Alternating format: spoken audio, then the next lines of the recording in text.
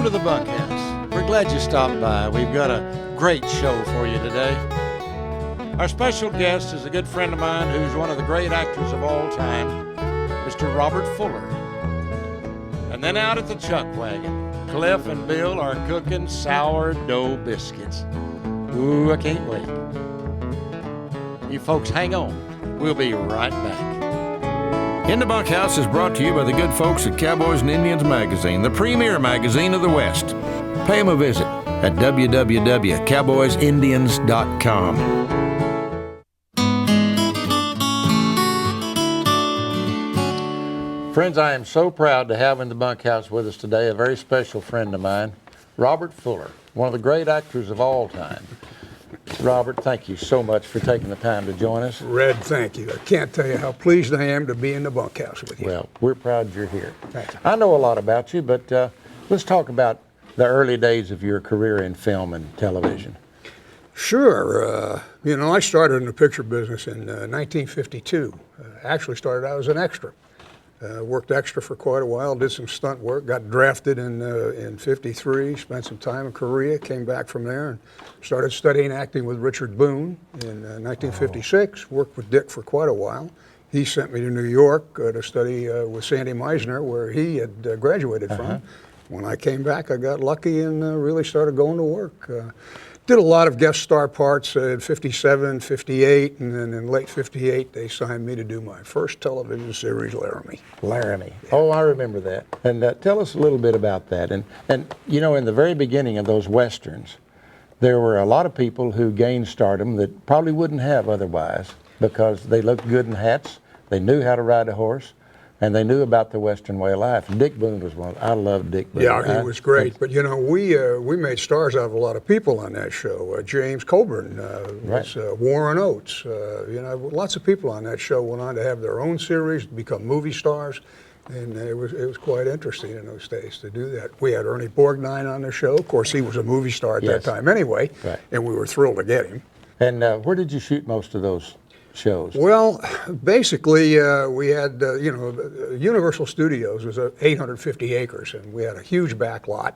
So we worked out there quite a bit. That's where the ranch was. But then we shot at Thousand Oaks, all places around California where we could. And we went on location to Utah quite often. We'd shoot 2 or 3 shows there and a lot of stock footage.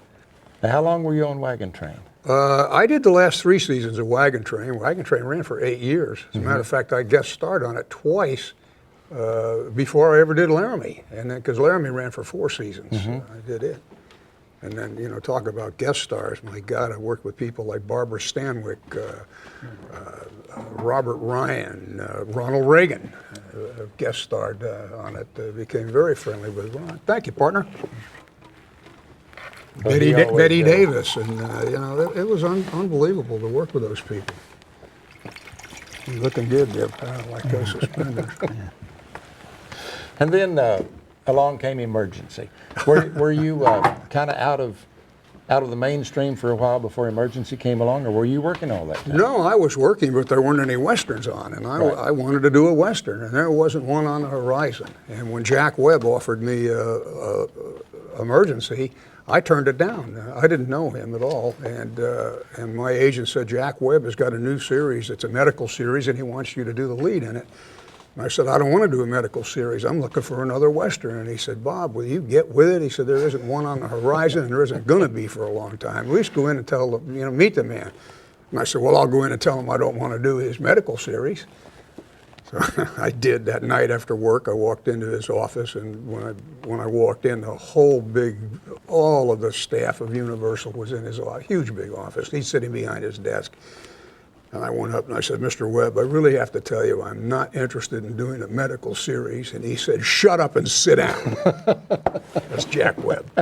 Well, 2 hours later, I walked out of his office with 12 pages of a 2-hour world premiere movie with 13 episodes of a series sold already. My goodness. Great. It ran for 8 years. Had a great time on it. Pretty much fun getting up every morning going to work with Julie London. Oh, boy.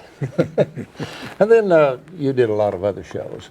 What are some of your others that were favorites? I know you did Walker Texas Rangers. With Yeah, I Chuck. did quite a few walkers. I really enjoyed doing those, working with Chuck. He's a great guy. I did some fun movies. I did The Return of the Magnificent Seven with Yul Brynner, the second one, which we saw in Spain. Had a great time on that, and I loved Yul. It's a pretty good movie. Had a couple of my buddies on it, Warren Oates, Claude Akins.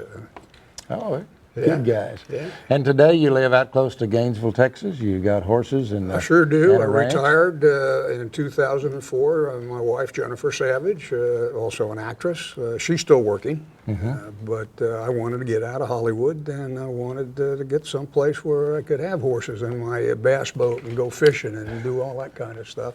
So we got a little ranch out there. Got 32 acres, got some horses and some miniature donkeys, and I raise coastal Bermuda hay. Not doing too good right now because it ain't raining. But it's a good life, isn't it? It sure as heck is. We're so proud you're in Texas. I am too. I'm enjoying it. I love the people. They've been great to me, and it's a great state, and I'm proud to be a part of it. Well, we're proud to have you. And we're going to get together at the Red Steagall Cowboy Gathering in Western Springs. We Festival. sure are You're going in to be October, you our bet. marshal. Yep, I am. And we're proud you're going to do that. Thank you. I appreciate that. I'm looking forward to it. And we're going to have a real good time, I'll guarantee I you know that. we will. We always do, don't we? Oh, we do. Bob, thank you so much for taking the time to come and join us. It's been wonderful to relive 40 years of memories together. That's how long it's been, partner. From the grasslands of Bakersfield to the green grass of Gainesville, Texas. And being in the bunkhouse with you. My pleasure. Thanks for being my friend. Thank you. Folks, be sure that you stop by your local newsstand for the latest edition of Cowboys and Indians magazine, the premier Western magazine, bringing you the beauty, the grandeur, and the drama of the American West. You bet. We'll be right back.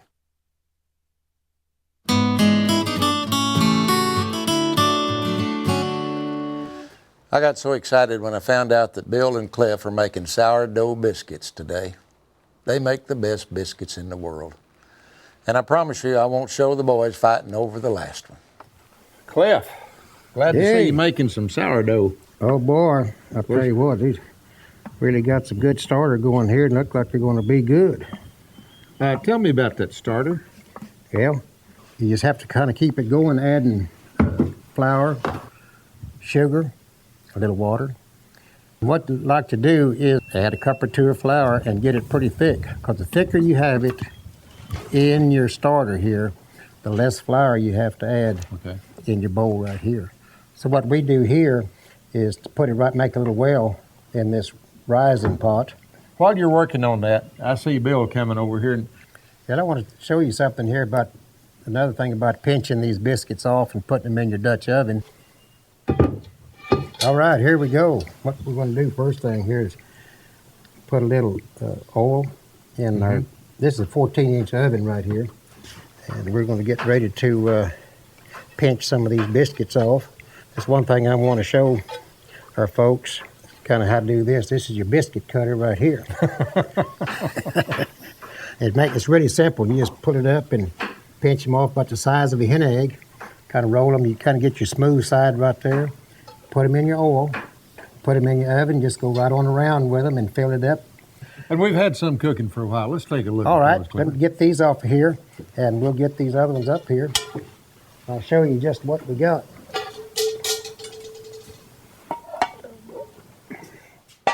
Oh, I believe they worked. Yes, sir. And here's the finished product right there. And they brown good, and they rose good.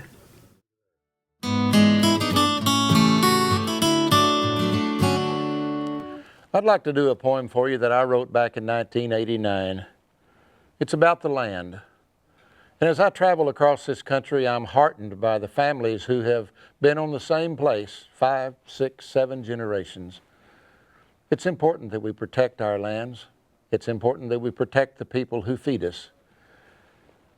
Our rangelands and our farms are so important to us. I've kicked up the hidden mesquite roots and rocks from the place where I spread out my bed. And I'm laying here looking at a sky full of stars with my hands folded up beneath my head. And tonight, there's a terrible pain in my heart. Like a knife, it cuts jagged and deep. This evening, the windmiller brought me the word that my granddaddy died in his sleep.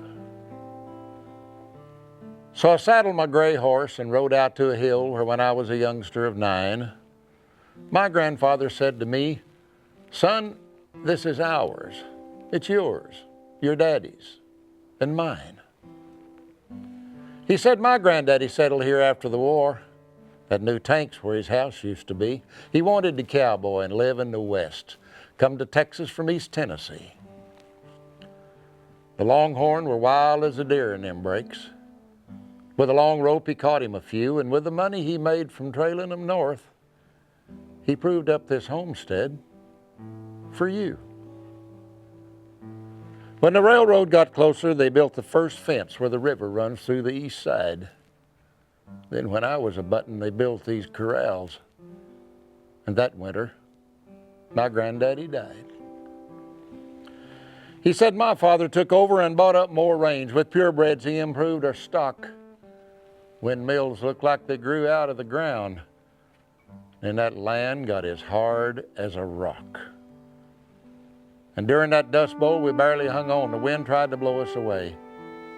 But it seemed that the Lord took a liking to us. He kept turning up ways we could stay. As my father grew older, he gave me more rain. We'd paid for most all of this land. And by the time he went on, I was running more cows. And your daddy was my right-hand man. His eyes got real cloudy, took off in a trot, and I watched as he rode out of sight. And though I was a child, I knew I was special. And I'm feeling that same way tonight, because not many years later, my daddy was killed on a ship in the South China Sea. And for 20-odd years now, we've made this ranch work. 2 cowboys, my granddad and me. And now that he's gone, things are certain to change, and I reckon that's how it should be, but 5 generations have called this ranch home, and I promise it won't end with me, because I've got a little one home in a crib, and when he's old enough that he'll understand, from the top of that hill, I'll show him his ranch, because like me, he was born to this land. Well, as my old daddy would say, we got this one saucered and blowed. It's time for us to ride on out of here. We got lots of work to do. And we thank you for riding along with us. We hope we taught you something about the cowboy you didn't know, or maybe brought back an old memory. I'd like to ask you to listen for us on Cowboy Corner on your local radio station. Be sure you pick up the newest edition of Cowboys and Indians magazine at your local newsstand.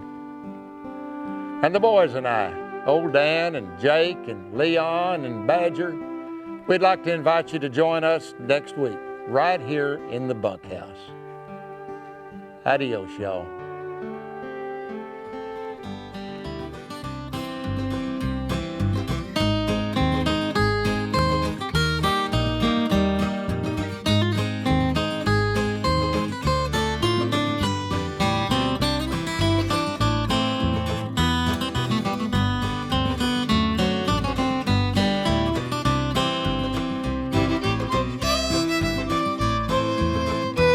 I'd like to thank the folks at Schaefer for providing my wardrobe from the Red Steagall collection.